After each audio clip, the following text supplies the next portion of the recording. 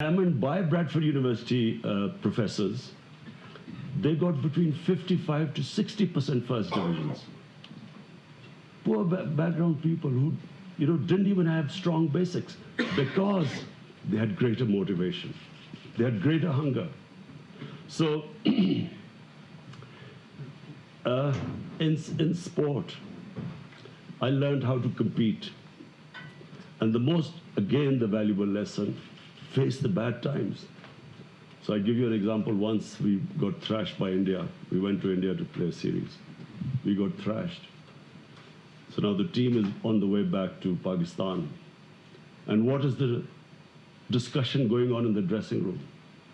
How to get to Pakistan in the middle of the night so that there would be no one at the airport. When we arrived at the airport at 4 a.m. in the morning, the custom people made us stand there for 2 hours, confiscated everything, and they made sure that it was light enough so that when we got out, the taxi drivers sort of gave us hell. And yet at the same airport, I arrived 7 years later, having beaten India. And we never even made it to the customs. There were 150,000 people at the airport to receive us. Oh. So you see, when you have these ups and downs in life, the most valuable lesson, you never lose your head when you go up, and you know the dynamics of coping with the bad times. Mm-hmm. So the difference and my philosophy. I was 9 years old when I wanted to be a test cricketer. I watched my first cousin. My mother took me to this match in Lahore. He scored a century against England. And I looked at him and I said, I want to be a test cricketer. And it never occurred to me that I would never become a test cricketer. I always thought it was a matter of time. I never realized the struggle I had to go through. Similarly, when my mother died of cancer, I didn't realize there's not a cancer hospital in Pakistan. And then I realized that I could take my mother out for cancer treatment. What happened to the 95% of the people in the country? So that's when I decided I would build a cancer hospital. I have to confess I was never much of a charity type of a guy. I was not into really giving people, because basically the philosophy of professional sport is that there are no prizes for coming second. You do not have compassion for the losers.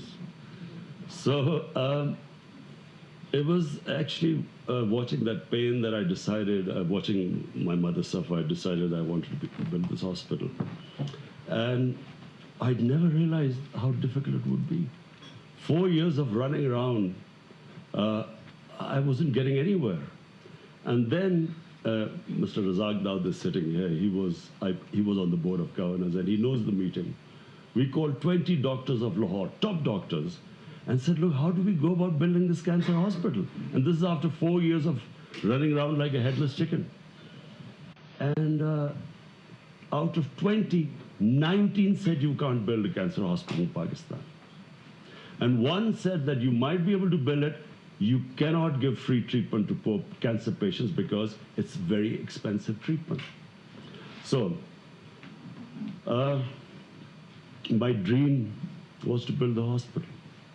And so what I went through, the things I had to do, was the greatest learning experience in my life. And eventually when we built the hospital, just to give you an idea now, the hospital was built in 700 million rupees. The annual loss the hospital suffers for treating 75% of the cancer patients free, which was my dream. It wasn't just the dream of building a hospital. It was that poor people should get free treatment. The annual loss is 10 billion rupees. Hospital bill for 700 million, annual loss is 10 billion. So imagine, I mean, had someone told me that, look, this is what you, after building it, you will have to spend 10 billion collecting every year. And then I'd go to politics. Everyone laughed at me. There's no precedence of, in a two-party system, a third party coming through. There's no precedent. Look at England. Look at the US. You can't break through because they are entrenched. They have systems, a third party, an outsider. So for 15 years, people laughed at me. 15 years, people, I was butt of all the jokes in politics. Here was me sincerely going around, look, we want good people to come. Let's all good people get together. And I didn't realize that the good people were the most cowardly people. They were scared of coming into politics. So anyway, the thing is, the Almighty has given all of us tremendous potential. We are His greatest creation, Ashraful Makhluqat. Problem is, we don't know this. And we let ourselves down. Because that potential, we only achieve that potential if we know how to struggle. We only achieve that potential if we have these big dreams. And whatever the human mind can picture can happen. This is how much potential all of us have. Problem we face is that we give up on the way. When the bad time comes, we put up our hands and say, we have a plan B. The human potential, the bigger the dream, the bigger the struggle, but you achieve it when you do not have a plan B. There is no going back. You have to burn your boats. Wherever you go after a big ambition, you should never, never, never think of compromising on that dream. So now I come to my dream of Pakistan. You see, I believe, and I always believe, because I grew up in 60s, when you cannot imagine the optimism we grew up with about Pakistan. It was one of the fastest growing countries. Our head of state, Ayub Khan, went to the United States. The president of the US came to receive him at the airport.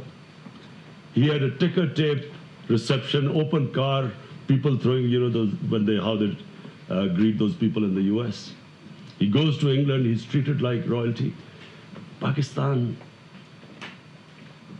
there was hope. People believed the country had potential. It was the fastest growing country in the 60s in Asia. We were a model for development. South Korea came to Pakistan, Malaysia. They looked upon us. In HSN, I studied with Malaysian princes. Our university degrees were recognized everywhere. So I grew up with this thing. We had this hope. So we let ourselves down. And we let ourselves down because, unfortunately, we came up with, first of all, we could not, our democracy couldn't get grounded in Pakistan. When the democracy faltered, we had the army. When the army came in, they wanted their own puppets, who were not leaders. And so we went into this musical chairs. But I always believed that the moment Pakistan had good governance, this country would rise. And the moment Pakistan went back to its original vision, there was a reason Pakistan was made. We keep forgetting why was it made.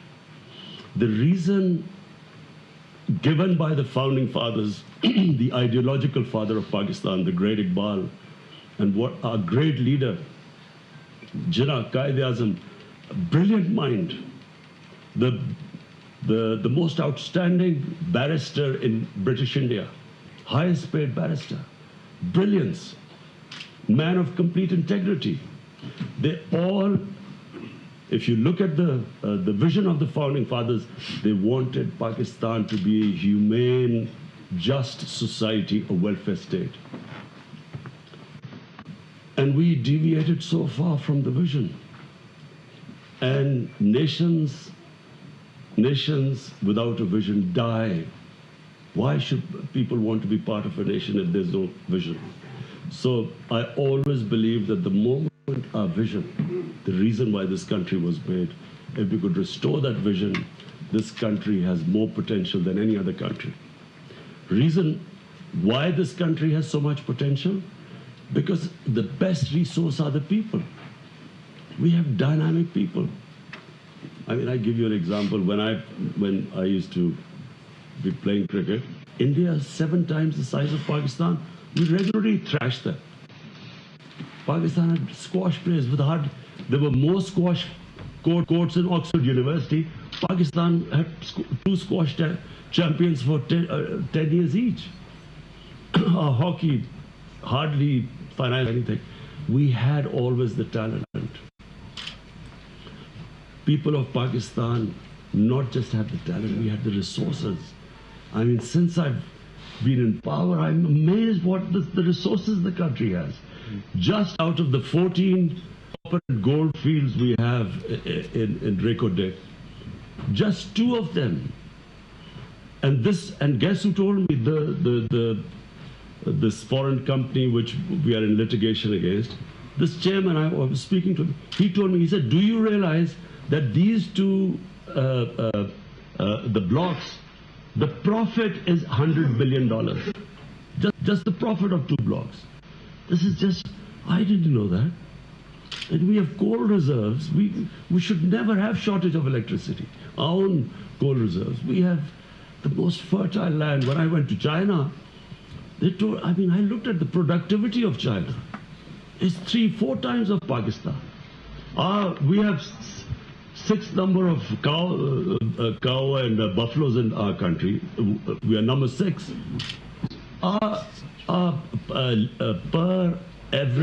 Per cow liter of milk is 6 liters. In China it's 24 liters, 20 liters. Denmark is 30 liters. So what we have done is that we neglected research in Pakistan. We neglected the basics. Not spending money on our human resources, not spending money on education, not worrying about the education of the masses. It was only for a tiny elite. Which country does it? That only 800,000 children go to English medium schools, 3.3 million children in Urdu medium schools, 2.5 million children in Dini madrasas. No one paid any attention to it. So now my vision of Pakistan, we need to return to make it into a welfare state, inclusive development. Our whole idea is now that after the 60s is the second government which is going to spend money on industrialization. We are giving incentives, encouragement. We want to promote industrialization because that will create wealth, and from that wealth creation we want to spend money on the bottom tier of our society. So we have already, despite limited resources, we have the most ambitious poverty alleviation plan called ESAS. I mean, we have allocated in very difficult times 190 billion rupees, the highest amount ever for poverty alleviation. My belief is that if we can concentrate on the bottom section of our society, the government facilitates investors, industrialists, makes it easy for them to do business. In our first year, we have gained 28 places in ease of doing business. Improve our governance system.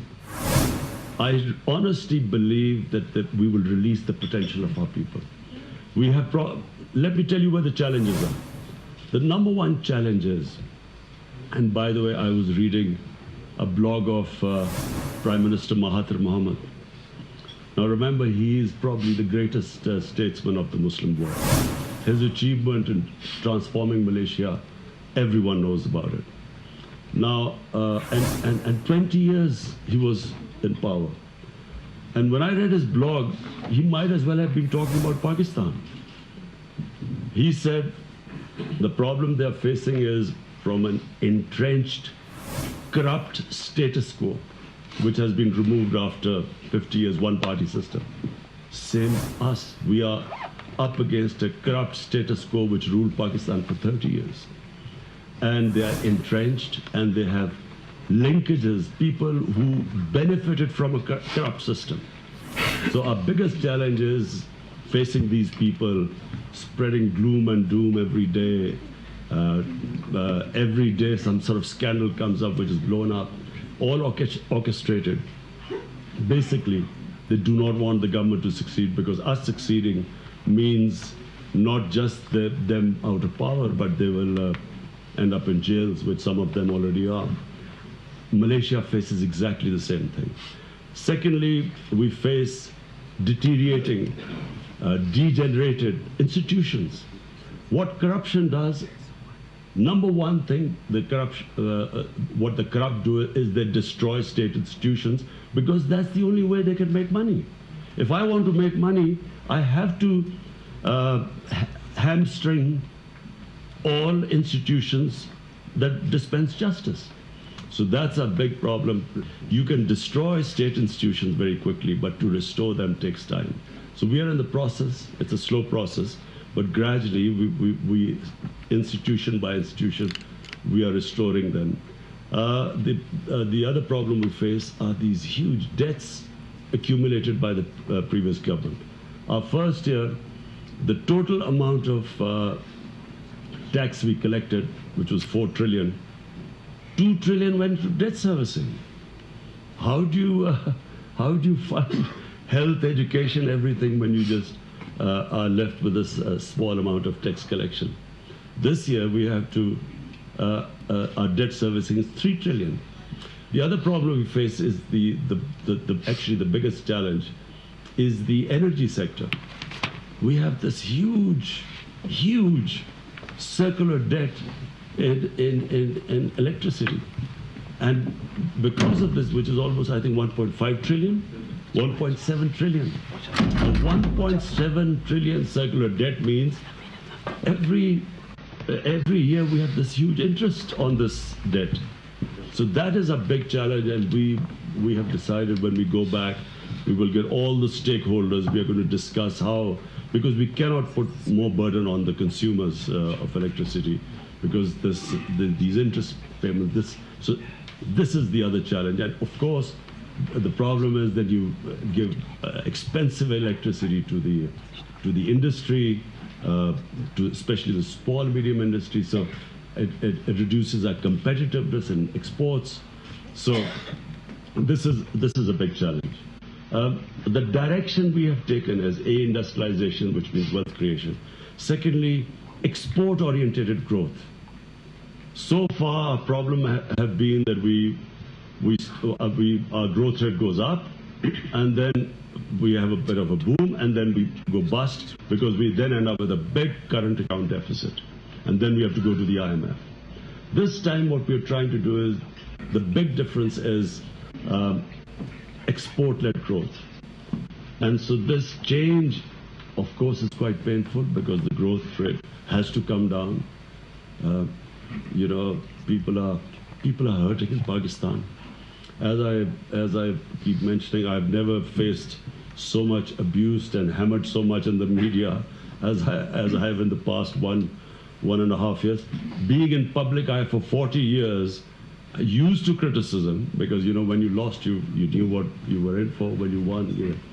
But this 1.5 years has been exceptional. I really had to develop a very thick skin. In fact, thank God, mercifully, you know, I know that all the dynamics of bad times. So the first thing you do is do not read the newspapers.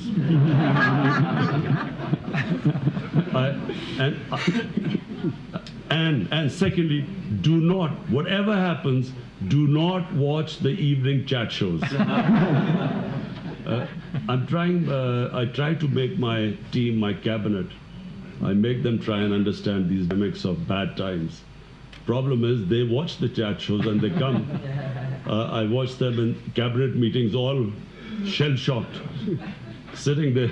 So anyway, don't worry, I'll get them on the same page soon. But we have to. The situation which Pakistan is, where you have this huge interest payments on these debts. Secondly, not very functional state institutions. This process, if we want to change course and improve and achieve our potential, we will have to go through this difficult time. And interestingly, I was reading in the blog, Prime Minister Mahathir Mohamad saying exactly this: as be patient. I tell them, ghabrana nahi hai. He says, be patient. 2 years or so, we will have to struggle for a while. But I feel, as I see the potential in the country, I feel that once we stick to these reforms, it'll take a lot of political will. It'll take courage to withstand all this criticism. My only thing is I hate to see unemployment, people hurting at the bottom level. And we hope now that our SARS program will kick in and we will provide safety net to the bottom tier. But whatever happens, anyone, when you have a sick economy, when you bring in reforms is a painful process. I keep telling them, look, it's like we all want to go to heavens, but we don't want to die. Or maybe it's a bad example. It's like,